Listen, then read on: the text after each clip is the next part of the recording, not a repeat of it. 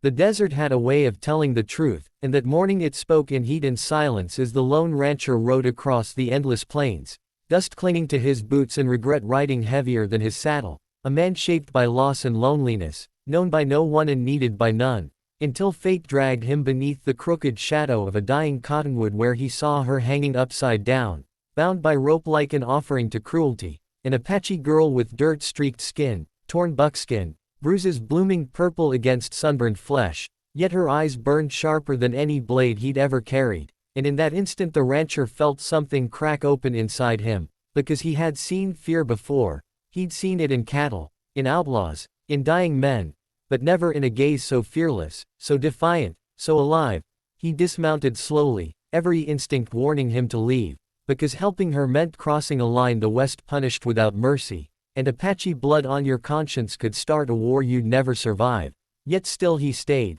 the wind carrying her labored breath as she looked at him, not as a savior, not as a threat, but as a choice. And when he asked why she wasn't screaming, why she wasn't begging, her voice came calm and steady like desert stone. If you want to, just do it. Words that cut deeper than any scream because they stripped him bare, forced him to face the kind of man he truly was, the kind who walked away or the kind who acted when it mattered most. Memories flooded him then. His wife buried under red earth, his ranch burned by men who never paid for their sins, a lifetime of choosing survival over courage. And something in him snapped, not in rage but in resolve, as he drew his knife with shaking hands and stepped beneath the branch, every second stretching like eternity, knowing that cutting the rope meant choosing her life over his own safety, knowing that once she was free, there was no turning back, no pretending neutrality in a land ruled by blood and vengeance. The blade flashed, the rope fibers parted, and she fell hard into the dust where he caught her before the ground could claim her,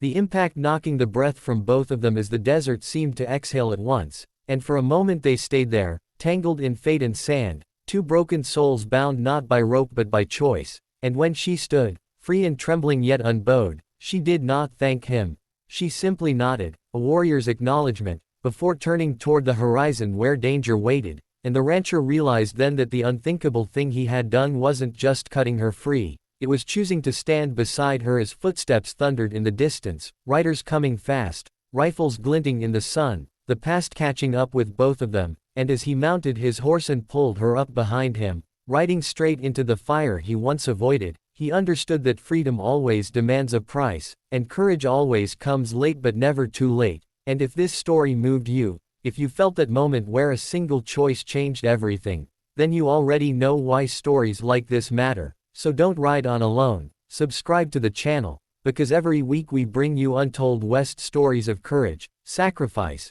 and the moments that turn ordinary people into legends. And out here, legends are all that survive.